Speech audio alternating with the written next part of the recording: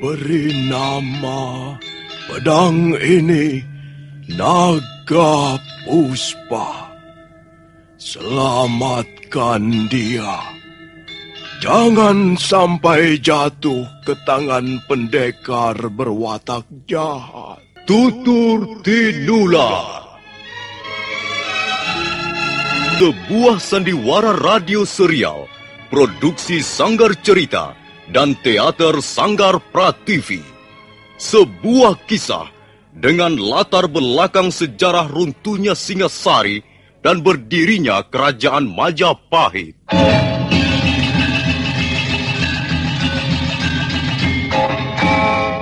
Cerita ini ditulis dan disusun oleh S. Tijab. Teknik dan montase dikerjakan oleh M. Pranoto dan Edwin Sutandi. Sutradara Bambang S. Kali ini mengetengahkan episode kedua dengan judul Kisah dari Seberang Lautan. Naga Puspa telah keluar dari warangkanya. Pendekar Lau berdiri tegak dan tangan kanannya erat menggenggam gagang pedang yang terbuat dari besi kuningan. Marake dan Langkir untuk sesaat diam terpesona melihat penampilan musuhnya. Aku sudah mencabut senjata. Sekarang apa kemauan kalian, Masih ingin ditelus, Kang? Babo. Tidak, nantinya kami gentar sekalipun kau menggunakan senjata milik para dewa. Ayo, Marake. Ayo sergap saja.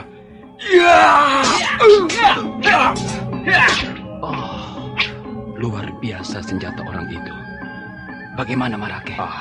Ya, setiap pedangku membentur pedangnya. Tanganku bergetar dan kesemutan. Tapi aku malu kalau harus menyerah pada orang asing itu. Mari kita serang lagi bersama-sama. Ya, kita berpencar. Kau dari sebelah sana dan aku menggempur dari sebelah sini.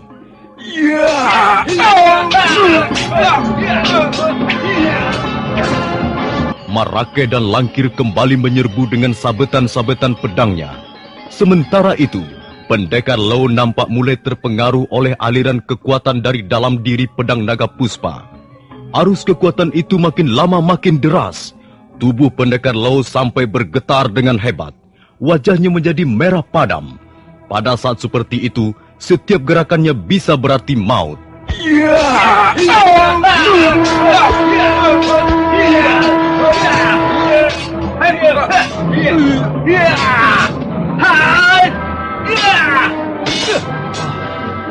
Gila, pedangku patah, Marake.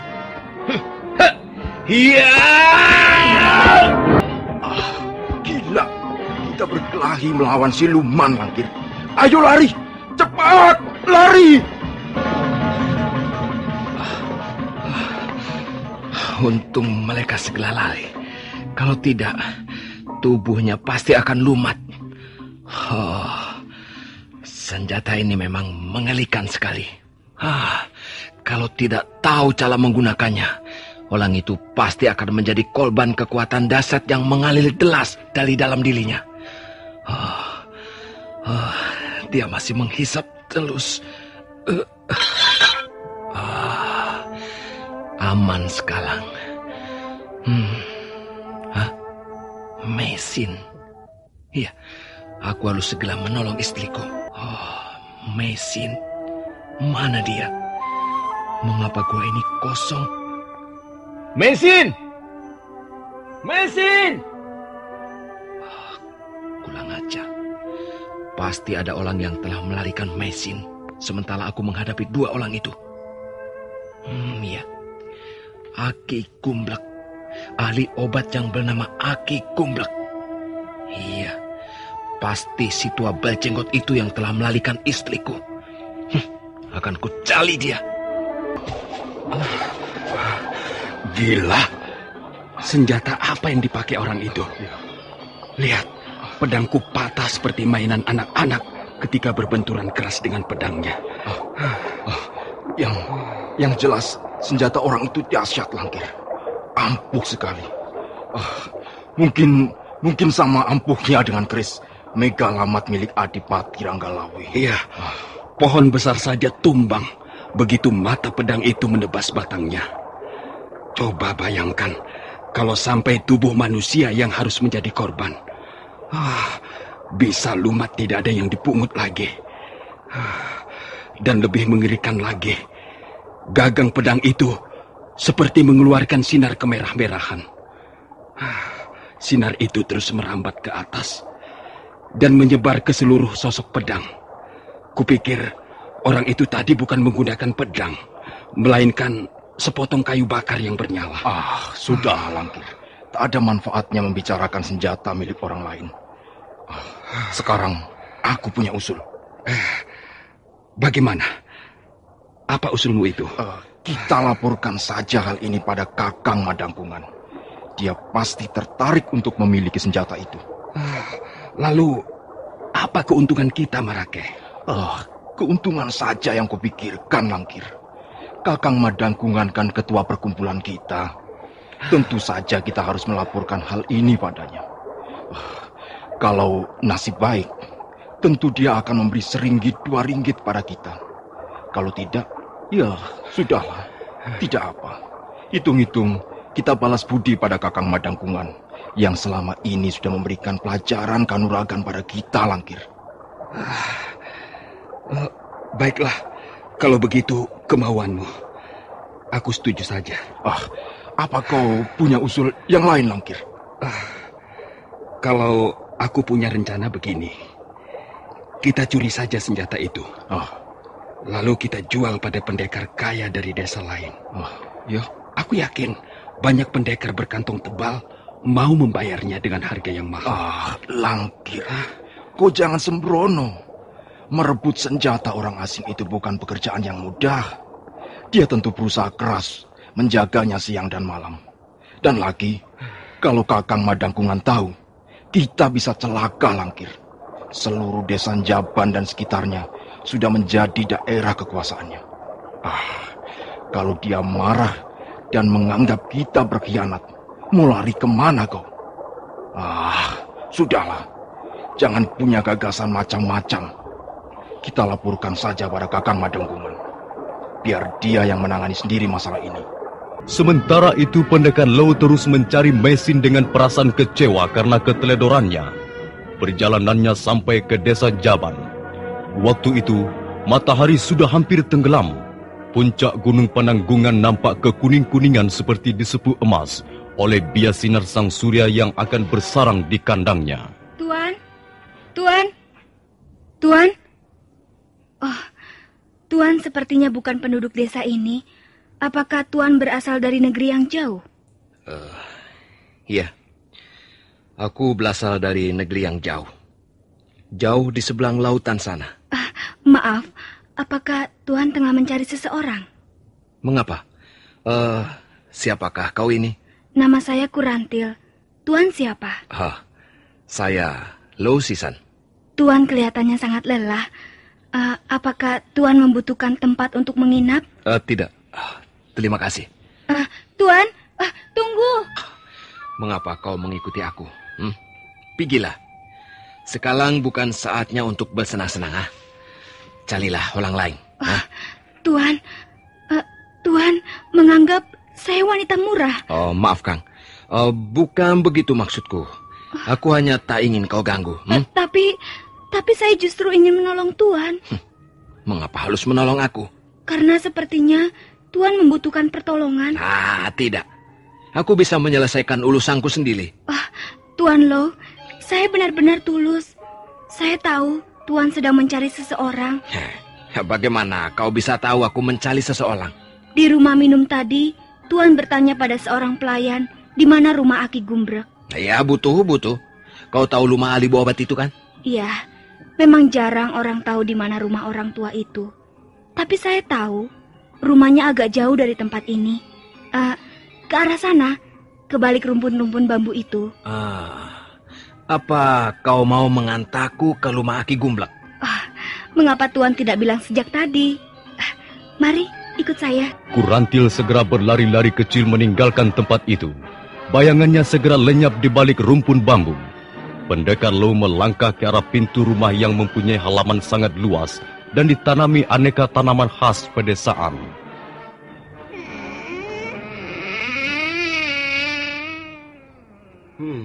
Masuklah. Silakan duduk. Aku mencari rumah Aki Gumlek. Benarkah ini di sini rumahnya? Ya, di sini rumah orang yang kau cari. Aki Gumlek itu ayahku. Aku melihat kejanggalan pada dirimu. Caramu berpakaian, warna kulit dan raut wajahmu sama sekali asing di mataku. Dapatkah kau memberi keterangan tentang asal-usulmu dan apa tujuanmu datang ke daerah kami ini? Aku berasal dari negeri yang jauh. Jauh di seberang lautan. Tanah kelahiranku adalah daratan Mongolia. Aku pergi bersama istriku. Perahu yang kami tumpangi mengalami kerusakan berat akibat serangan badai laut beberapa kali. Akhirnya kami terdampar di pulau ini. Mengapa kau pergi meninggalkan tanah leluhurmu? Maaf, aku tidak bisa menceritakannya padamu. Dengar orang asing. Namaku Madangkungan. Akulah yang bertanggung jawab atas keamanan dan ketentraman desa Anjaban ini dan sekitarnya. Setiap orang asing yang belum kami kenal dengan baik harus diperiksa. Apakah aku dicurigai? Ini bukan kecurigaan, melainkan suatu cara untuk mengamankan daerah kami. Tapi aku bukan bermaksud jahat. Aku datang kemari untuk menemui Aki Gumlek. Dia telah membawa kabung istriku. Kau jangan sembarangan menuduh. Orang desa sini tidak pernah membawa kabur istri orang. Lupanya aku datang ke alamat yang salah. Permisi. Hei, tunggu. Kau tidak bisa begitu saja meninggalkan ruang ini sebelum diperiksa. Jadi apa yang akan periksa daliku? Kau datang ke desa ini dengan membawa senjata. Itu bukan penampilan yang ramah dari orang yang ingin bertamu. Aku tidak bertamu di desa ini. Aku mencari istriku. Ini daerah kami. Hanya. Kau tidak bisa berlaku sembarangan di daerah kami. Kau harus kami periksa. Kalau perlu, kami bawa ke balai desa. Kau jangan membuat gala-gala. Coba aku ingin melihat senjata yang kau bawa itu. Tidak boleh. Aku ingin melihatnya. Hanya sebentar saja. Kau belum tahu siapa Madangkungan? Aku tahu orang macam dirimu. Tahu. Tapi aku tak mau ambil pusing. Kurang ajar. Madangkungan, laki-laki berbadan tegap dan gagah itu menyerang bertubi-tubi ke arah pendekar Low. Pendekar dari negeri seberang itu dengan cekatan menangkis dan mengembalikan serangan lawannya. Perkelahian akhirnya dilanjutkan di halaman. Jadi kau mau membangkang? Kau tidak mau diperiksa? Apanya yang harus diperiksa? Aku tidak membawa apa-apa. Tidak membawa balang ataupun uang culiang. Aku tidak meninggalkan jejak kejahatan. Kalau kau ingin menegakkan keamanan berdasarkan keadilan, harus disertai bukti-bukti. Jangan main tangkap. Hanya main pukul saja. Main geledah semaumu sendiri. Jangan menggurui aku, orang asing. Aku tidak mengguluimu. Tapi agaknya kau memang masih harus banyak belajar. Tutup mulutmu. Kau boleh meninggalkan tempat ini, tapi kau harus memberikan pedangmu itu untuk kuperiksa. Di sini kulihat banyak orang membawa pedang atau jenis senjata yang lain. Apakah mereka semua juga diperiksa? Sudah jamaknya seorang laki-laki membawa pedang setiap keluar pintu rumahnya. Ya, tapi mereka adalah orang-orang desa ini. Sedangkan kau bukan. Kau orang asing. Kau selalu menyebut-nyebut orang asing, orang asing. Lupanya kau kurang bergaul. Kau harus belajar bersikap lamah pada orang yang datang ke daerahmu. Jika tidak, kau tak mungkin mendapat kemajuan. Serahkan pedangmu kalau kau ingin selamat. Oh tidak. Aku akan mempertahankannya. Apapun yang terjadi. Kau bandel. Tapi kau juga bodoh. Kau akan menyesal nanti. Madangkungan memberikan isyarat. Dan bermunculanlah kaki tangannya dari pojok-pojok halaman yang mulai gelap. Ada 8 orang semuanya. Dan mereka segera mengepung pendekar Low dari berbagai jurusan. Bagaimana? Masih tidak mau menyerahkan pedangmu? Kau tidak bisa membujukku dengan cara yang halus. Dan kau juga tidak bisa memaksaku dengan kekerasan. Madangkungan ternganga melihat apa yang ada dalam genggaman laki-laki di hadapannya. Yang lain pun terkejut dan mundur selangkah. Malam mulai turun perlahan. Pendekar Lau berdiri tegak bagaikan arca dengan pedang aneh yang bersinar kemerah-merahan. Nah, kalau kalian menginginkan benda ini, kalian harus melebutnya dari tanganku. Ada dua macam cara untuk memperoleh barang yang berharga. Dengan menabuhkan benih-benih kebaikan dan dengan kerja keras. Jangan banyak mulut. Sergap! Tangkap! Kaki tangan Madangkungan menyerang dengan bertubi-tubi dan serentak. Sedikit banyak mereka mengetahui pula jurus-jurus ilmu pedang yang diajarkan Madangkungan selaku pimpinan mereka. Karena itu serangan mereka tidak ngawur. Tapi pendekar Lau adalah juga seorang ahli pedang di negerinya. Karena itu dia nampak sama sekali tidak gugup, walaupun jumlah lawan yang dihadapinya cukup banyak. Sekarang, pendekar Lau mulai merasakan aliran kekuatan pedang mendesak ke seluruh nadi dan menyebar ke seluruh tubuhnya. Desakan itu semakin kuat, dan tubuh pendekar Lau seperti digetarkan suatu kekuatan gaib. Tahan! Biarkan orang itu pergi. Kalian tidak usah mengejarnya. Bagaimana Kakang Madangkungan? Bukankah luar biasa senjata orang asing itu? Lihat saja, Kakang. Pedang mereka patah seperti mainan anak-anak. Ya, pedang orang itu memang luar biasa. Aku seperti melihat sesuatu yang ganjil. Tanganku sendiri seperti tersengat ke tonggeng hutan setiap pedangku membentur senjata ajaib itu. Kalau Kakang Madangkungan memiliki pedang itu, Kakang bisa menjadi pendekar pedang tak terkalahkan. Aku harus memilikinya. Apapun yang terjadi, pedang itu harus... Halaman rumah Madangkungan semakin gelap oleh malam. Madangkungan menyuruh orang-orang pergi setelah memberikan perintah-perintah seperlunya. Laki-laki tegap itu pun memasuki pintu rumahnya dengan rencana yang berkecamuk memenuhi benaknya. Madangkungan masuk ke rumahnya. Di dalam benaknya ada banyak rencana sehubungan dengan niatnya merebut pedang naga puspa. Laki-laki bertubuh tegap dan berwajah jantan itu mengambil tempat duduk. Tangannya meraih kendit tuak. Ketika akan menuang tuak ke dalam cangkir, terdengar pintu dibuka pelan dan Kurantil masuk. Wanita cantik itu langsung menghampirinya dan duduk di sebelahnya. Mari kutuangkan minuman untukmu, Kakang.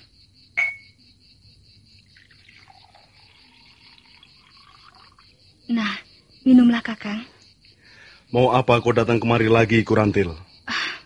Mengapa kau selalu tidak ramah padaku, Kakang Madangkungan? Mengganggu saja kerjamu. Aku selalu bersedia menolongmu, tapi masih kau katakan mengganggu. Apalagi yang bisa kulakukan, yang bisa menyenangkan hatimu, Kakang? Aku tak suka terus-menerus diikuti perempuan. Aku di desa Anjaban ini di rumah bibiku. Tapi kau selalu datang kemari. Aku tak percaya kalau kau tidak memahami perasaanku. Aku mencintaimu, Kakang Madangkungan. Aku ingin menjadi istrimu. Bukankah aku sudah membuktikan bahwa aku mencintaimu? Kurantil, dengar baik-baik. Perempuan bisa hidup hanya dengan cinta. Tapi laki-laki membutuhkan yang lain. Aku tahu. Kau seorang pendekar, seorang jawara. Kau memang membutuhkan yang lain dan bukan hanya cinta. Tapi tak adakah sisa waktu untuk menikmati hidup ini dengan bercinta? Kakang, betapa manisnya saat-saat itu. Seluruh milikku sudah kuserahkan padamu. Sudahlah, aku tak mau bicara lagi soal cinta. Kakang, mengapa kau berubah? Adakah wanita lain di hatimu sekarang? Kurantil, jangan ngaco. Kau tahu apa yang ada di kepalaku sekarang ini. Dengar, Madangkungan harus menjadi pendekar pilih tanding sekarang. Kakang, apa senangnya menjadi orang seperti itu? Kau perempuan, mana bisa merasakan kesenangan dan kebanggaan laki-laki. Kalau ingin memperoleh kesenangan, cukup datang kemari dan mengetuk pintu rumahku. Setelah itu, kau pulang dengan wajah berseri. Tapi sekarang aku tak akan melayanimu lagi, Kurantil. Kakang, mengapa sekarang kau berkata seperti itu? Sungguh menyakitkan. Kalau hatimu sakit, nah, pergilah dan jangan lagi datang kemari. Kakang Madangkungan, Bukankah kau yang memulai lebih dulu? Sekarang, setelah bosan, kau campakkan aku seperti sampah. Kurantil, jika kau masih ingin bersamaku, maka kau harus membantu aku. Bukankah selama ini aku selalu membantumu, Kakang? Aku bersedia melakukan apa saja demi cintaku padamu. Bahkan aku rela berpisah dengan saudara laki-lakiku demi cintaku padamu. Sekarang, apa lagi yang harus kulakukan untukmu? Katakan, Kakang. Katakan apa yang harus kulakukan untukmu. Asal jangan kau campakkan diriku ini. Kurantil, kau harus menemui orang itu lagi. Siapa, Kakang? Orang asing itu. Bukankah aku sudah membawanya kemari? Ya, tapi aku gagal merebut senjatanya yang berupa sebuah pedang. Nah, sekarang kau harus bisa mengambil pedang itu untukku. Bagaimana aku bisa menemuinya lagi, Kakang?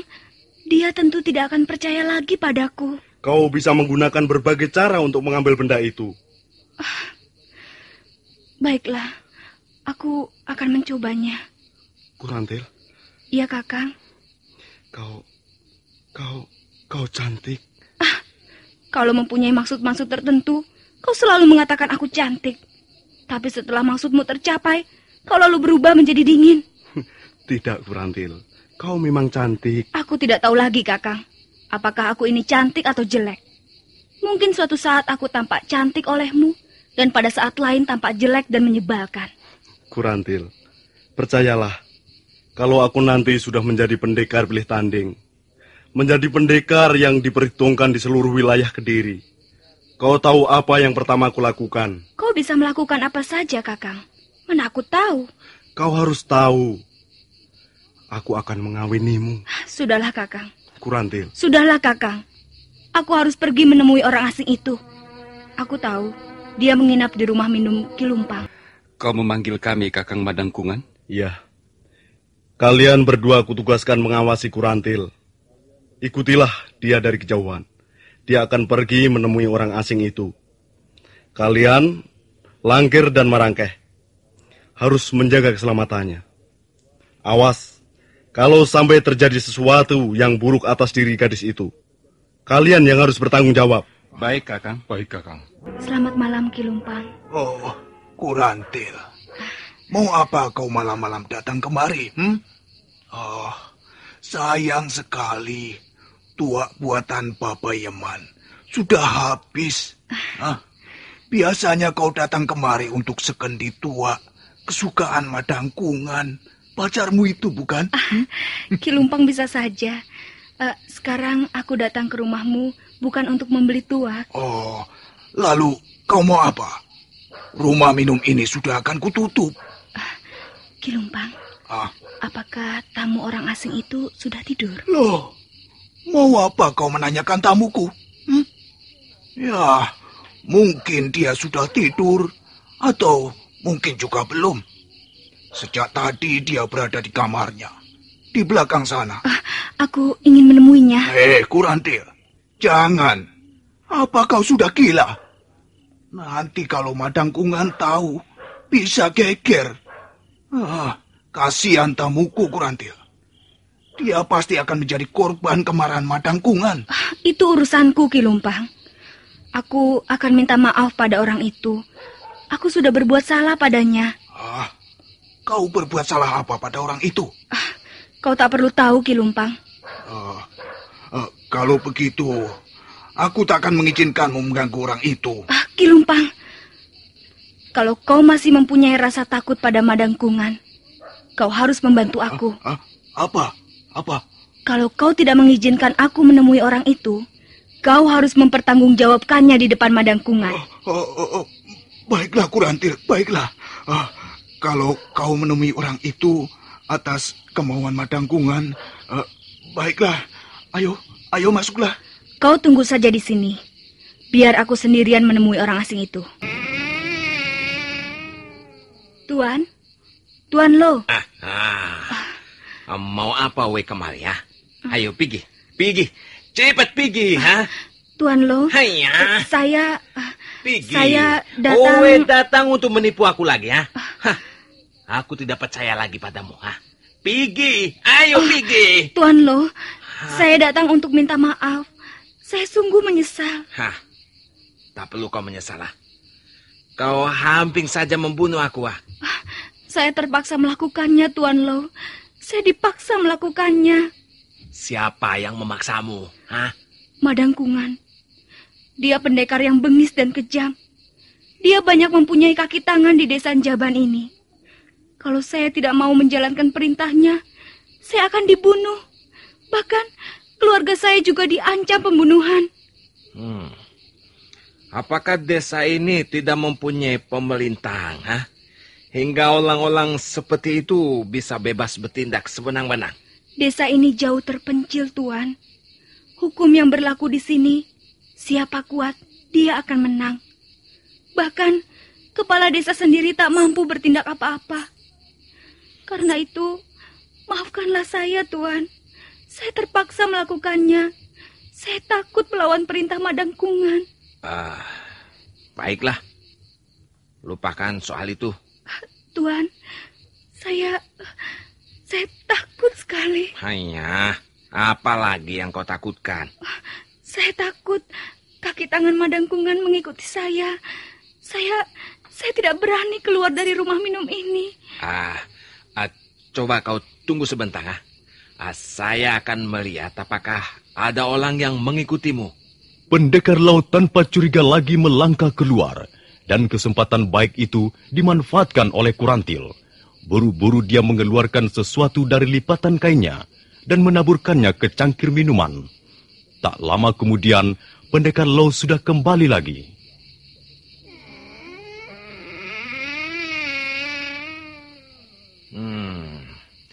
Tak ada siapa-siapa di luar.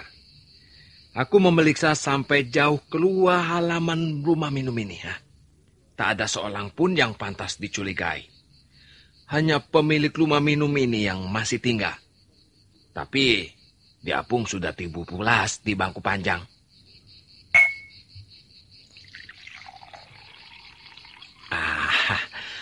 Kau tak perlu merasa khawatir lagi ya. Terima kasih, Tuan Lo. Kalau malam ini tak ada kejadian apa-apa, besok saya akan meninggalkan desa ini. Saya akan kembali ke rumah orang tua saya di desa Pongging. Jadi kau bukan warga desa ini? Bukan, Tuan. Saya di sini tinggal bersama Bibi untuk sementara. Saya tidak tahu keadaan desa ini begitu rusuh, tidak aman. Dan semuanya gara-gara Madang Kungan dan kaki tangannya. Baiklah. Kalau begitu, kau boleh istirahat di ruangan ini. Dan Tuan Lo? Aku bisa tidur di mana saja. Jangan merasa tidak enak. Pakailah saja ruangan ini untuk istirahat. Pendekar Lo lalu bangkit dari tempat duduknya. Tapi mendadak dia mendekap kepalanya. Kepalaku. Racun tidurku bekerja dengan bagus sekali. Orang ini tak akan mampu bangun sebelum besok pagi. Dia akan tidur pulas seperti orang mati. Karena urat sarafnya termakan oleh racun tidurku. Baiklah. Aku akan mencabut pedang itu dari pinggangnya.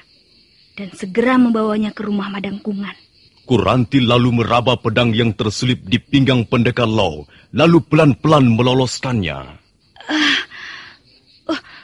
Berat sekali pedang ini. Lebih berat dari 2 tandan pisang. Aku harus mengambil jalan pintas ke rumah Kakang Madang Kungan. Aku takut ada orang merebut senjata ini. Kurantil dengan susah payah menggotong pedang yang ukurannya memang besar itu. Dia terus berjalan dalam gelapnya malam, melewati kebun-kebun dan jalan setapak menuju rumah Madang Kungan. Ampun, beratnya. Aku seperti menggendong 2 orang bocah sekaligus. Napasku hampir putus rasanya. Tapi aku tidak boleh terlalu lama di tempat ini. Aku harus segera tiba di rumah Kakang Madang Kungan. Ada apa, Langkir? Apa yang dibawa Kurantil? Sepertinya benda yang sangat berat. Apalagi kalau bukan pedang ajaib itu. Kalau begitu, dia telah berhasil mendapatkan pedang itu. Wah, aku ingin melihatnya. Langkir. Kita hanya disuruh mengikuti dari jauh. Langkir.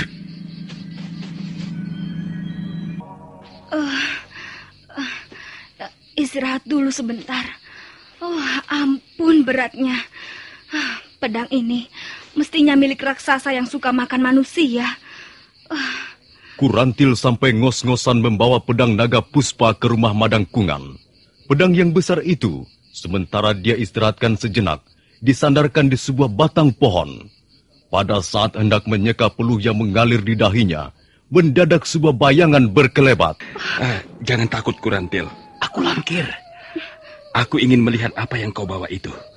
Sepertinya barang yang sangat berat. Jangan Langkir. Pedang ini harus kuserahkan kepada Kakang Madangkungan sekarang juga. Jadi kau sudah berhasil mencuri pedang itu? Bagus. Coba, aku mau melihatnya. Jangan Langkir. Sebentar saja. Aku hanya mau melihat sebentar saja. Lepaskan. Sebentar. Kau ini pelit sekali. Jangan. Aku hanya ingin melihat sebentar. Tidak. Kembalikan pedang itu. Pedang ini beratnya saja luar biasa. Benar-benar pedang yang hebat. Kembalikan. Ayo, kembalikan. Ada apa? Mengapa kalian ribut-ribut di sini? Kau Marake, lihat. Langkir telah merebut pedang itu dari tanganku. Langkir. Kembalikan pedang itu padanya. Apa? Kembalikan? Rugi, Rugi kalau aku kembalikan pedang ajaib ini. Dengan pedang ini, aku bisa menjadi pendekar pilih tanding. Langkir, kalau Kakang Madangkungan tahu, kau akan dicincang habis. Kau tahu, dialah yang menyuruh aku mencuri pedang itu.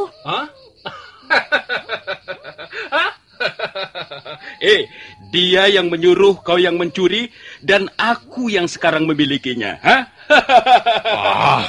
Kau memang manusia busuk. Cukup, Marake. Cukup. Jangan memaksa aku menggunakan pedang ini. Kau sudah melihat sendiri bagaimana dahsyatnya senjata ini. Kau tidak berhak memiliki senjata itu, Langkir. Sekarang senjata ini sudah berada di tanganku. Tidak seorang pun kubiarkan mengambilkannya. Aku yang akan mengambilnya, Langkir. Marangke terus menyerang Langkir. Langkir berusaha menangkis serangan Marake sambil terus berusaha melindungi pedang di tangannya.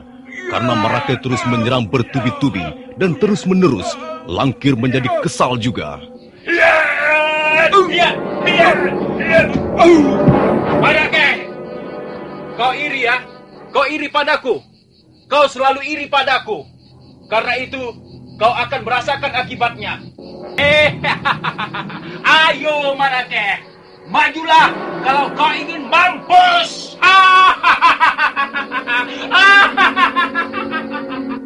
Marake terpaku sesaat melihat Langkir yang menghunus pedang naga puspa. Dia mulai ragu, apakah akan terus menyerang ataukah sebaliknya pergi meninggalkan tempat itu. Langkir menghunus pedang naga puspa. Pedang yang berukuran tidak lumrah itu diangkat-angkat ke atas udara. Marake untuk sesaat tak berani bergerak. Dia hanya melihat ke arah temannya yang mengacung-ngacungkan pedang sambil tertawa-tawa seperti orang gila.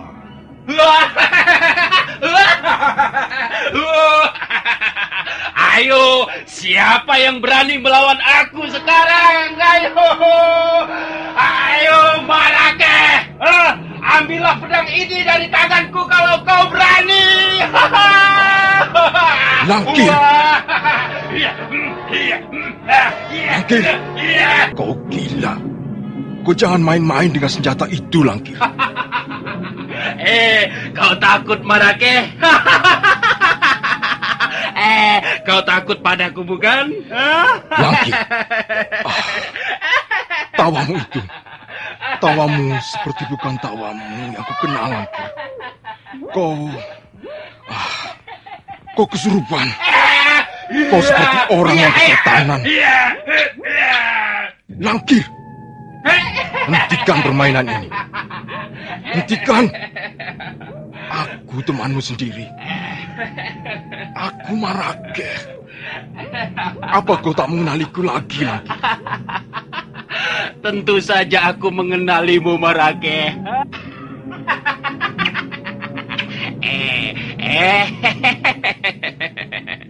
Dan mulai sekarang, mulai malam ini, kau harus menganggap akulah pendekar paling atas di desa Njaban ini.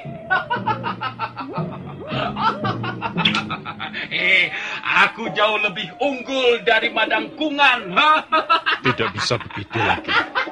Bagaimanapun Kakang Madangkungan adalah pimpinan kita. Tidak. Akulah pimpinan pendekar Njaban. Bukan lagi Madangkungan. Kalau ada orang yang berani melawan aku, dia akan kubinasakan. Langkir terus mengamuk dengan membabatkan pedang naga puspa ke kiri atau ke kanan. Sekali waktu pedang itu menebas pohon atau batu padas hingga roboh dan hancur. Tapi mendadak Langkir berhenti. Marake dapat melihat wajah temannya itu menegang dan matanya melotot dengan hebat sekali. Tubuhnya menggigil seperti kedinginan. Kemudian tubuh yang menggigil itu bergetar. Tangan Langkir mengejat-ngejat dan terayun-ayun ke atas. Langkir! Langkir! Kakang! Kakang! Kakang Madangkungan! Kakang!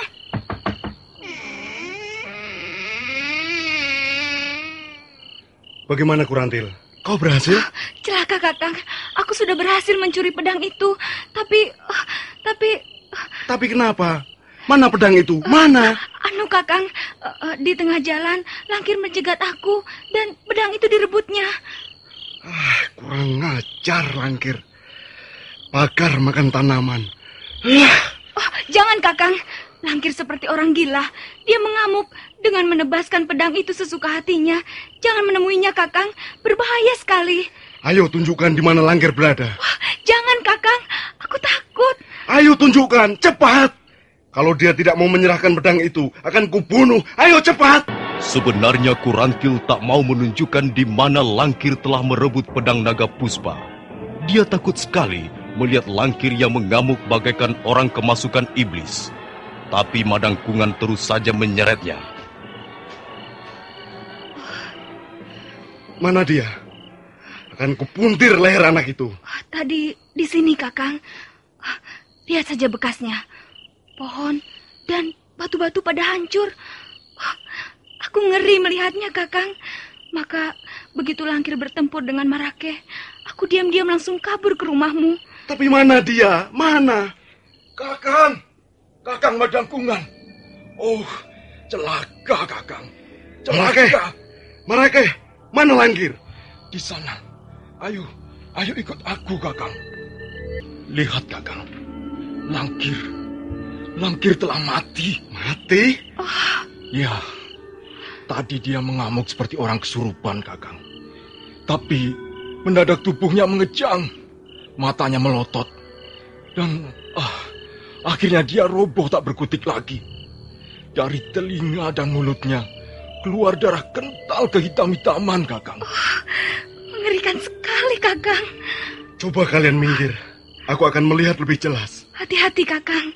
Madangkungan pelan-pelan mendekati mayat Langkir yang terlentang di atas rumput. Memang benar, mulutnya mengeluarkan darah kental kehitam-hitaman. Juga telinganya. Tapi yang lebih mengerikan adalah wajahnya. Wajah itu menjadi biru seperti terbakar. Coba lihat tangannya, Kakang. Tangan itu masih erat menggenggam pedang. Iya, tangannya kejang. Buku-buku jarinya mengancing dengan rapat seperti diberi perekat. Aku sudah berusaha membuka tangannya itu, tapi tidak bisa, Kakang. Baru kali ini kulihat peristiwa kematian seperti ini. Mungkin pedang itu pedang keramat, Kakang. Aku sudah memperingatkannya berkali-kali, tapi Langkir tidak menggubris. Ya, sekarang dia telah menjadi korban. Jelas pedang itu bukan pedang sembarangan. Setiap keluar dari sarungnya, dia seperti iblis menyeringai, memperlihatkan kedahsyatan taring-taringnya. Sebaiknya pedang seperti itu dimusnahkan saja, Kakang. Tidak. Aku yang harus memiliki pedang seperti ini seterusnya. Jangan, Kakang. Lebih baik kembalikan saja pedang itu ke orang asing itu. Tidak. Aku berkata tidak. Aku bisa. Aku mampu membawa pedang semacam ini. Aku bahkan pernah mengenal jenis senjata ini atau senjata lain yang tak kalah dahsyatnya. Aku bisa memelihara senjata seperti ini. Kau tidak usah khawatir. Marake, kau pegang tangan ini. Kau mau apakan, Kakang? Bodoh. Bagaimana aku bisa mengambil pedang itu tanpa harus mengerat jari-jari langkir satu persatu? Madangkungan mengeluarkan sebilah pisau kecil. Kemudian dia mulai memotong jari-jari tangan langkir yang sudah kaku seperti akar kayu. Baru setelah jari-jari langkir terputus seluruhnya, pedang naga puspa bisa diangkat. Akhirnya benda ini jatuh juga ke tanganku. Bukankah itu yang kau idam-idamkan, Kakang? Kau kelihatan lebih perkasa dengan senjata itu, Kakang Madangkungan. Ya, laki-laki dan senjata merupakan saudara kembar yang tak dapat dipisahkan. Laki-laki tanpa senjata yang handal, sama halnya macan tanpa gigi. Ada apa, Kakang?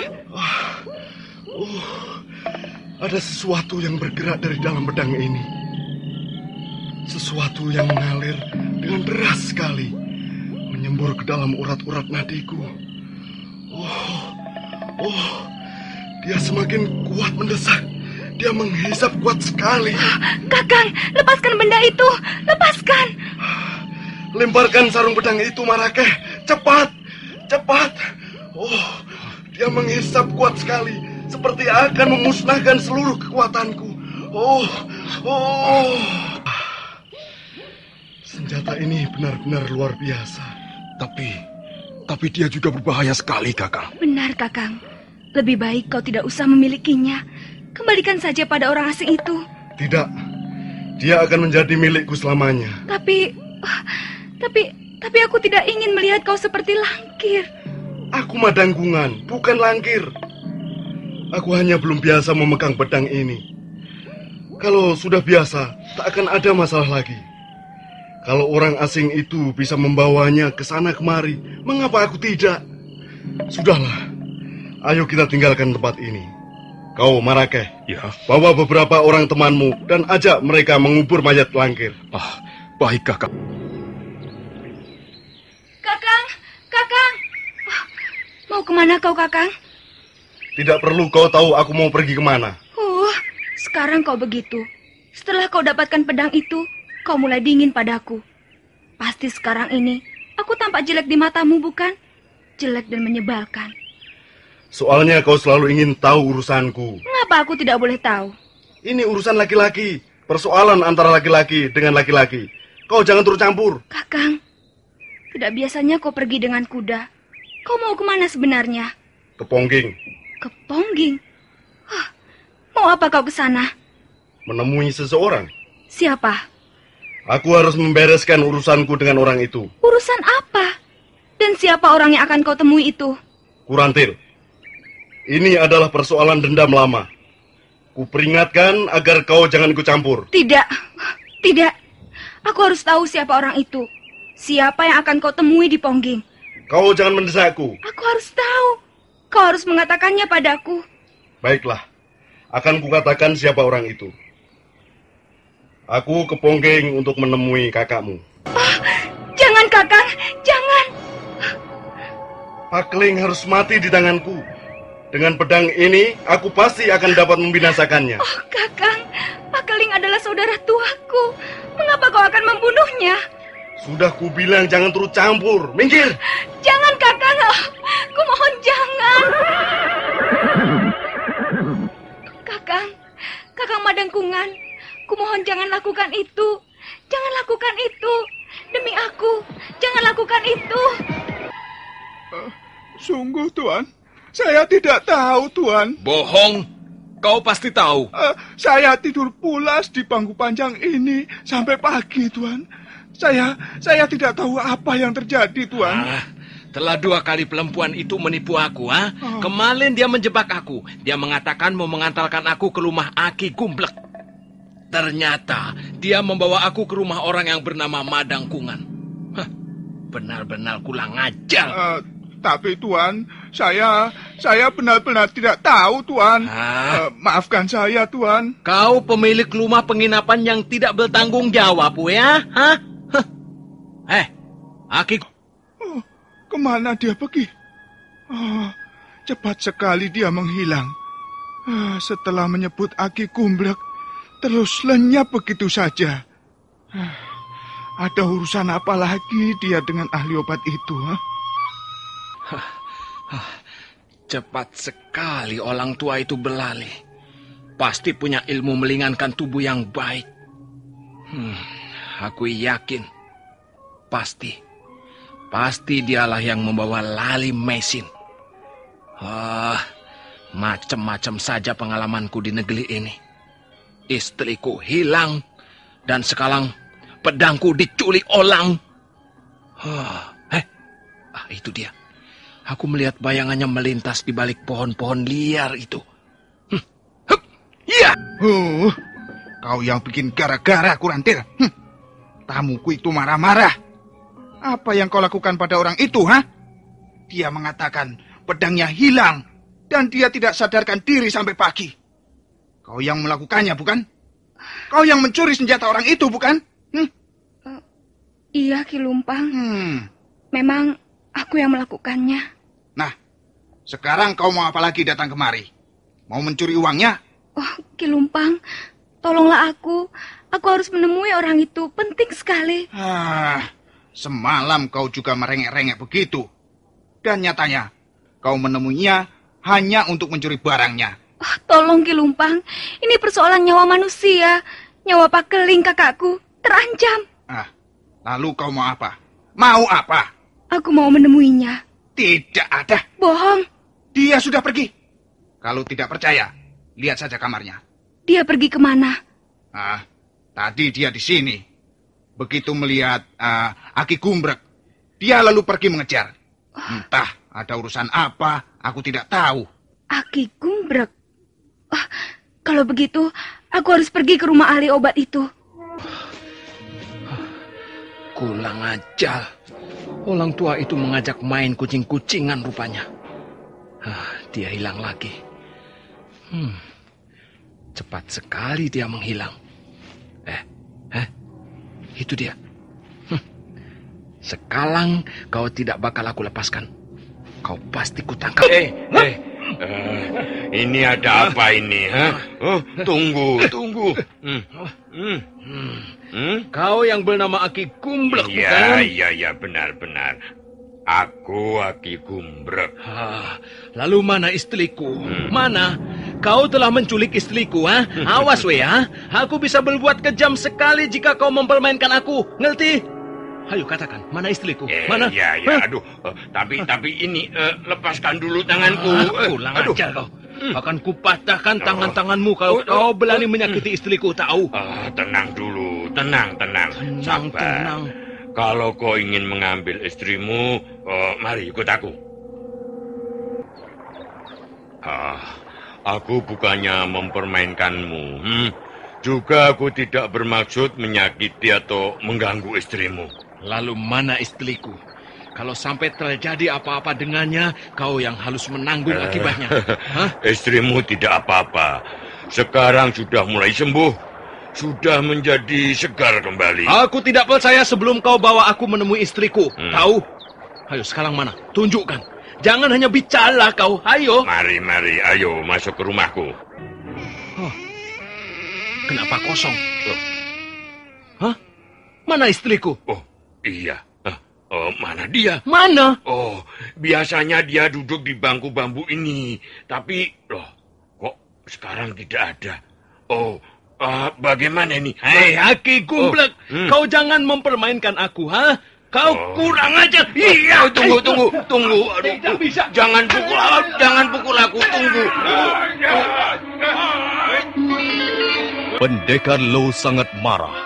Dia merasa dipermainkan oleh Aki Gumblek. Karena itu, dia terus menyerang orang tua itu dengan pukulan, tendangan, dan sodokan-sodokan berbahaya. Nah, para pendengar sekalian, bagaimana kisah selanjutnya? Apa yang terjadi dengan istri pendekar Low sebenarnya? Silakan mengikuti seri berikutnya. Sampai jumpa.